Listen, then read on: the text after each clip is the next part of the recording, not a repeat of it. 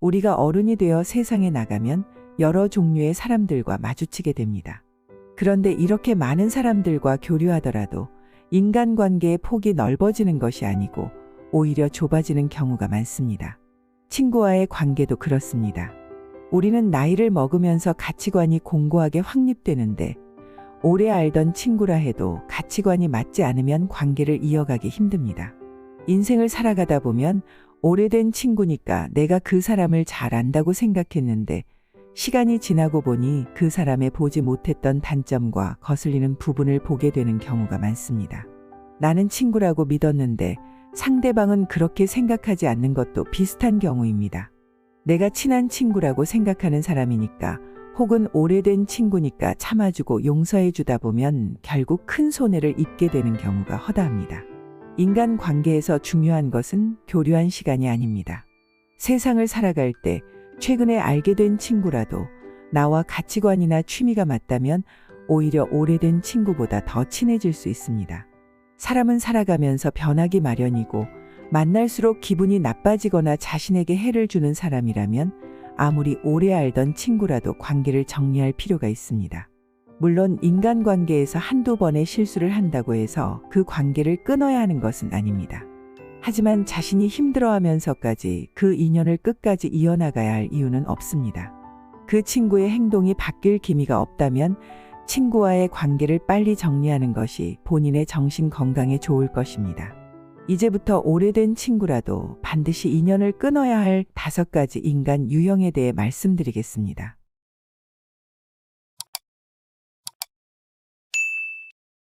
첫째, 상대방의 의견을 무시하고 자신의 말만 옳다고 주장하는 친구입니다.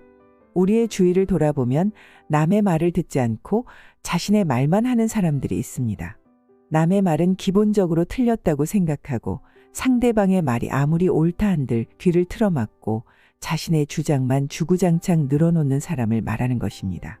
사람들은 이런 사람을 독불장군이라고 부르곤 합니다.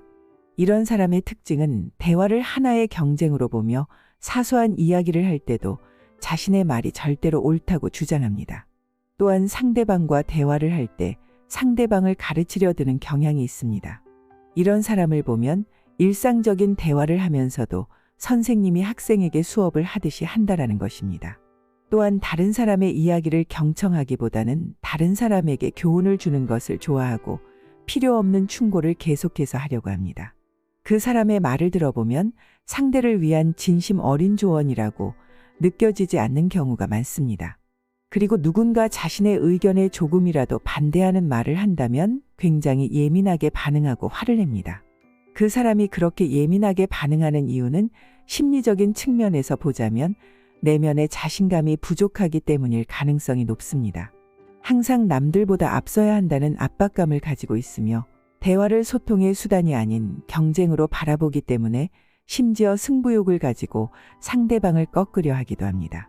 이런 사람과 함께 있으면 항상 그 사람의 생각을 나에게 강제로 주입하려는 느낌을 받습니다. 그렇기 때문에 그 사람과 대화를 이어나가는 것이 부담스럽습니다. 이런 사람은 이건 다 너를 위한 거야 라는 말을 하기도 합니다. 이 말 속에는 자신의 지식과 우월감을 과시하고 싶은 마음이 숨어 있습니다. 이런 유형의 사람은 자신의 주장을 절대 굽히지 않으며 상대방과 협력하거나 타협하려고 노력하지 않습니다. 자신의 의견과 행동 방식이 최선이라고 믿기 때문에 상대방이 무조건 자신을 따라야 한다고 생각하는 것입니다. 인간은 사회적 동물입니다. 그렇기 때문에 무인도나 벽오지 같은 곳에서 고립되어 살아가지 않는 이상 반드시 주변 사람들과 협력하며 살아야 합니다. 그럼에도 불구하고 상대방의 의견을 무시하고 자신의 의견만 옳다고 주장하는 사람은 우리 주변에 꼭 있는 인간 유형입니다. 단순한 인간관계라면 사람끼리의 관계가 멀어지는 걸로 끝이지만 이런 성향을 가진 사람이 어떤 단체나 집단, 팀을 이끄는 지도자, 리더가 된다면 팀의 방향성이 좋지 못한 방향으로 흘러갈 가능성이 굉장히 높아지게 됩니다. 작게는 팀에 있어서 금전적인 손해나 팀의 구성 및 유지에 부정적인 영향을 끼치게 될 수도 있습니다. 그렇기 때문에 이런 유형의 사람과는 되도록이면 멀리하는 것이 좋습니다. 둘째, 자신의 능력을 과시하는 것을 좋아하는 친구입니다. 오래 알던 친구 사이라도 나이가 들면서 생활 환경이 바뀌고 경제력이나 사회적 지위에서 차이가 생길 수 있습니다. 진정한 친구라면 친구의 경제력이나 사회적 지위에 상관없이 친구를 존중하기 때문에 어떤 상황이 닥쳐도 그 친구를 한결같이 대할 것입니다. 이런 친구와 달리 자신의 능력을 과시하는 것을 좋아하는 친구가 있습니다. 과시하는 것을 좋아하는 사람들은 다른 사람에게 인정받고 싶어하는 욕구가 강합니다.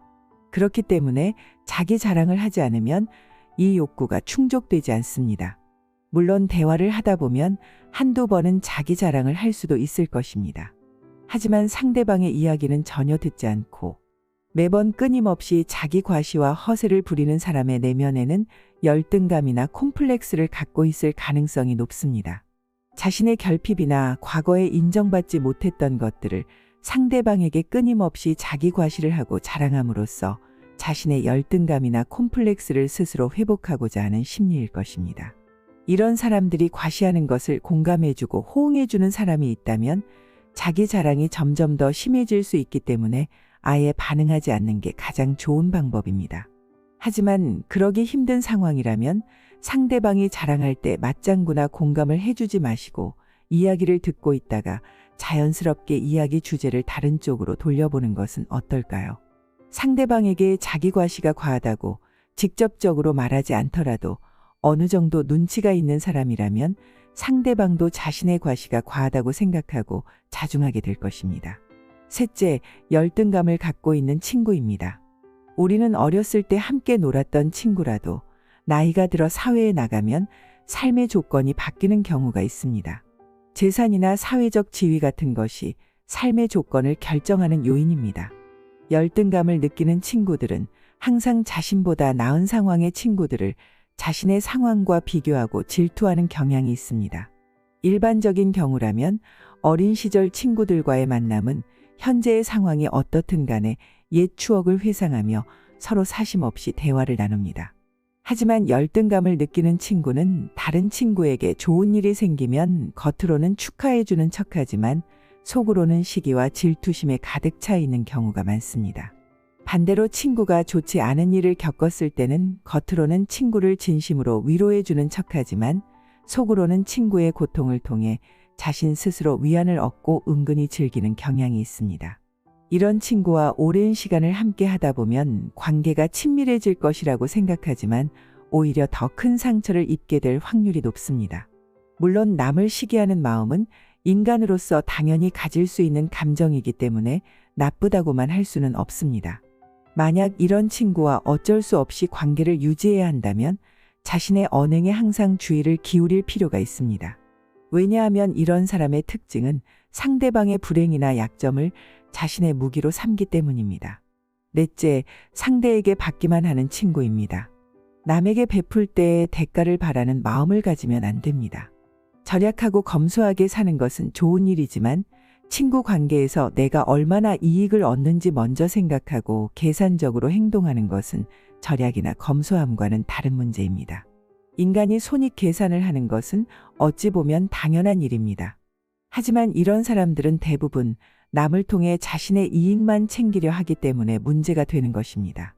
예를 들어 자신보다 친구가 경제적으로 조금이라도 여유가 있다면 상대가 나보다 돈이 많으니 당연히 상대가 더 많은 돈을 써야 한다는 식의 잘못된 생각을 가지고 있습니다.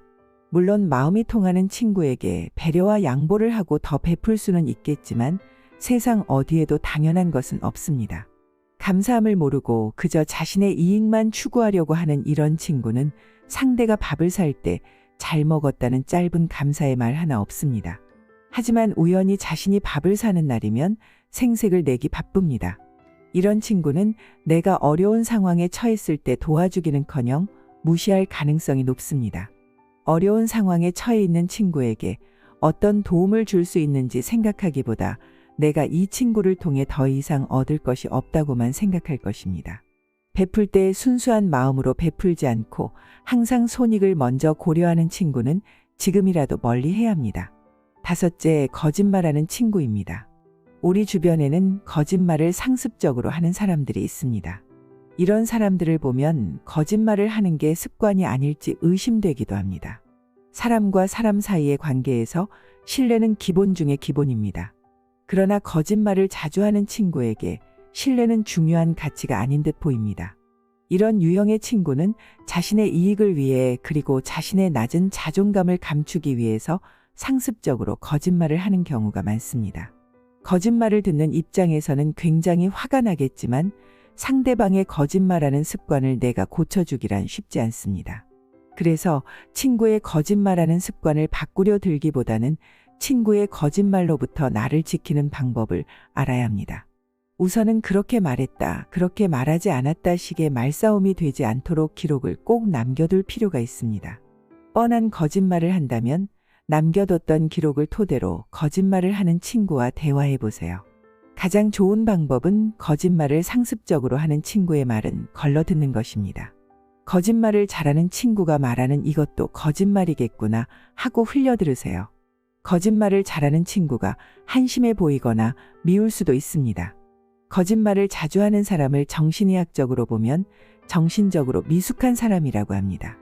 이런 친구를 측은하게 여기고 이 친구가 하는 거짓말을 걸러서 들을 줄 알면 크게 문제될 것도 없을 것입니다.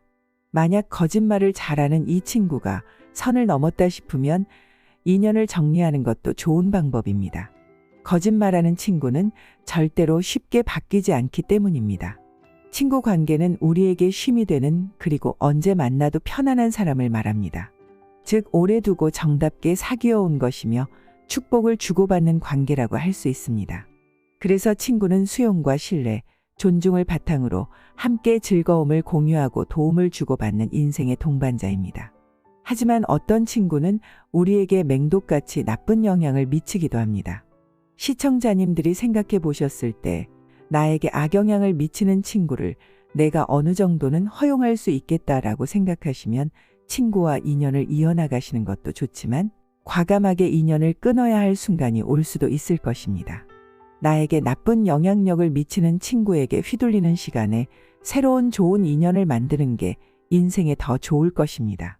오래된 친구라도 반드시 인연을 끊어야 할 5가지 인간 유형에 대한 이야기였습니다. 끝까지 들어주셔서 감사합니다.